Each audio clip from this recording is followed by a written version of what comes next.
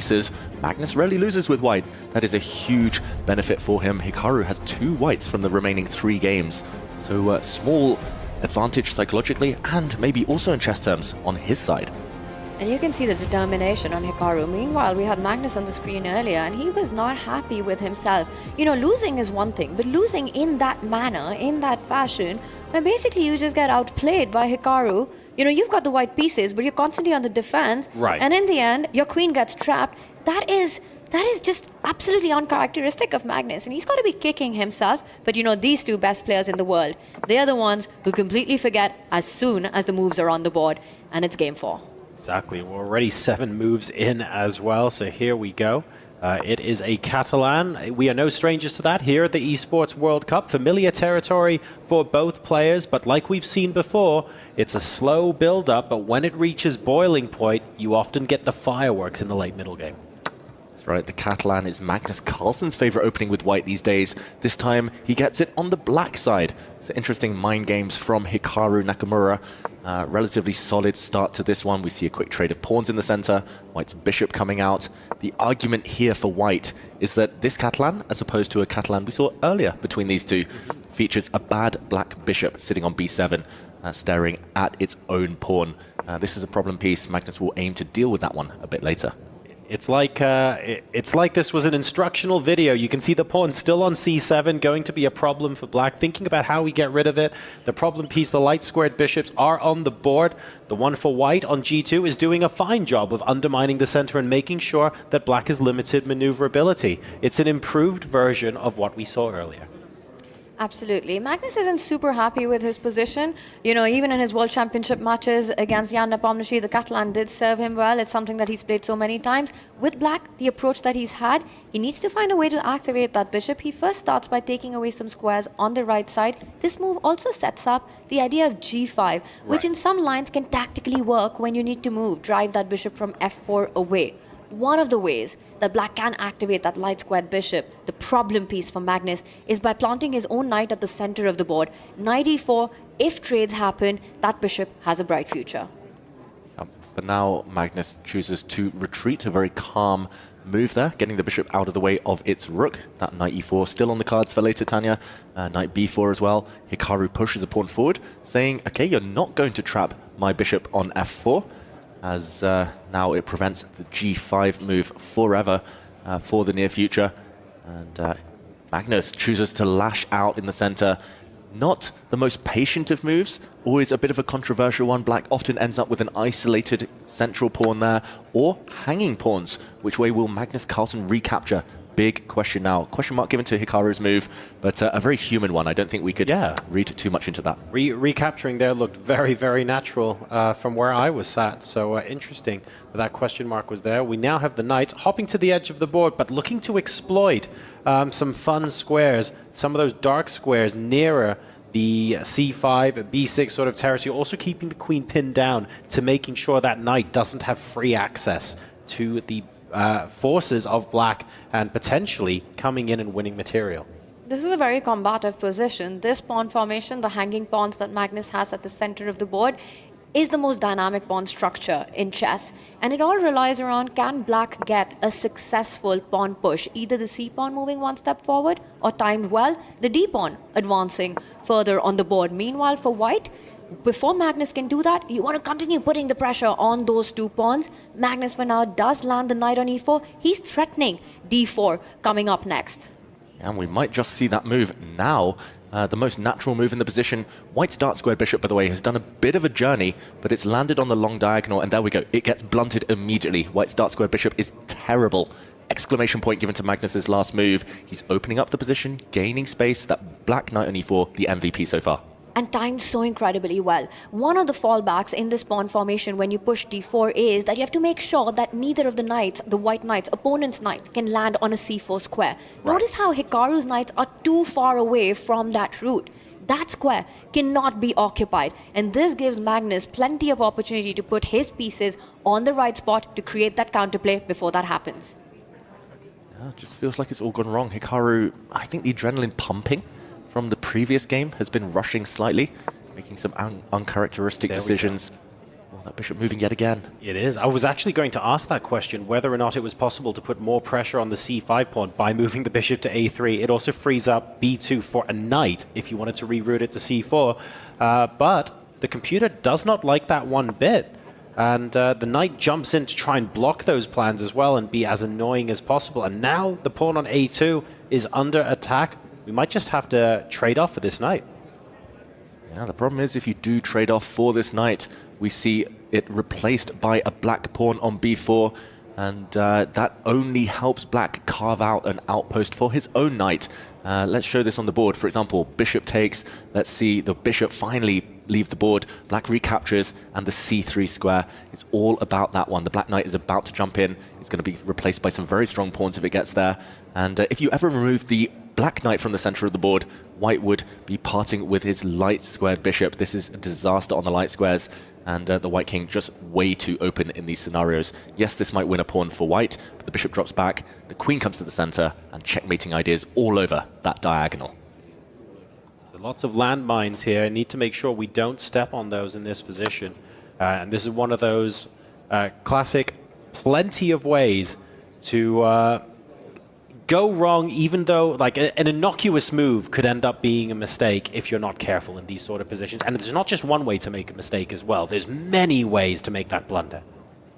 I'm loving Magnus's position here. You know, he does go for that trade pointed out, defends that a2 pawn, but the c3 square that we highlighted, that's a big one for the knight to jump on. Magnus captures with the queen, defends the b7 bishop, freeing up that knight to get on over to that beautiful post on c3. Currently, Hikaru jumps with the knight, with his own knight. Queen takes pawn, a threat on the board. No, given a question mark, Hikaru's last move, but it makes a lot of sense. Tactically here, Magnus rushes in with his knight. Given a question mark, maybe it was better to start chasing away the white knight from f4, but now the key detail is that the white queen can go and grab a pawn since the white knight protects e2. No forks for black. And it feels like the position is starting to liquidate. Magnus not maximizing his advantage there.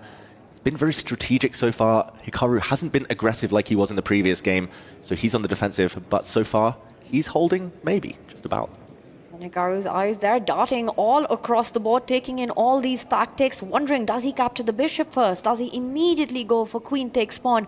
Or will he have a more cautious, safe approach? I don't think that even exists in the position with the knight hitting the queen, the a2 pawn and the e2 pawn. We see the bishops come off the board, a flurry of trades. Magnus will pick up the pawn, eventually bring his rook, slide it all the way across, and put some pressure on the second rank. It's still advantage Carlsen.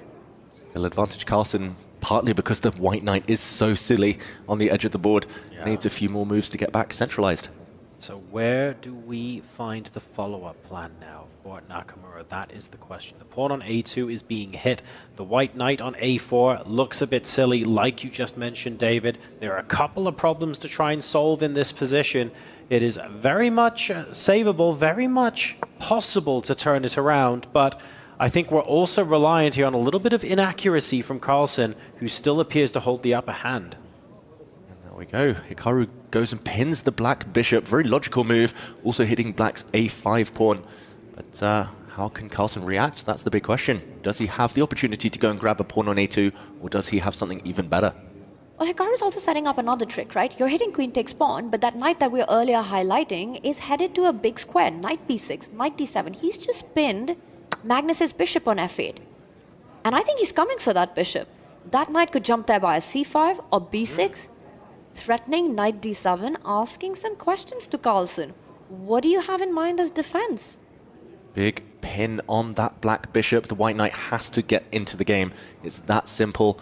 Without the knight, you're playing a piece down. That knight might never get another opportunity. Was looking for ways to maybe try and dissuade that pin with a pin of our own. If the knight comes into c5, for example, can you get away with playing queen a7? But the rook on f1 protects f2, so unfortunately, as much as I want it to be, that's an empty threat.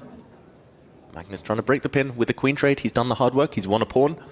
And I don't think Hikaru can contemplate that queen exchange. There we go. He keeps the queens on the board.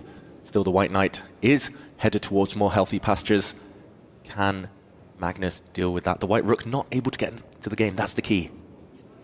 Yeah, if you pick up that rook and put it on the 8th rank, it's game over for Magnus Carlsen. But it's far, far away from that. This is a dance between the queen and the knight against black's king and bishop on the 8th rank. And Magnus Carlsen has one move to stop that idea, to stop that knight from coming into the game. How do you invest that move? Maybe the black rook can improve. You can't move the bishop anyway. The queen is needed as a defender. He goes pawn hunting, very logical. Hikaru can't really save that pawn long term. That's another issue. No, it's very tempting, of course, to go after that pawn, and it looks very vulnerable. The eval bar really wanted us to play rook d2 there to stop the knight coming in, a bit of a prophylactic move, trying to stop white's plans in their tracks. But this makes so much sense. I think what Magnus is saying is, you bring your knight in, I'm just going pawn grabbing there. I'll have 2 connected passes. My queen does a beautiful job of defending everything on the last rank. We're going to see this being played out. Right. Is Magnus about to get greedy? That might just give Hikaru's rook the time to join the party, to get into the attack.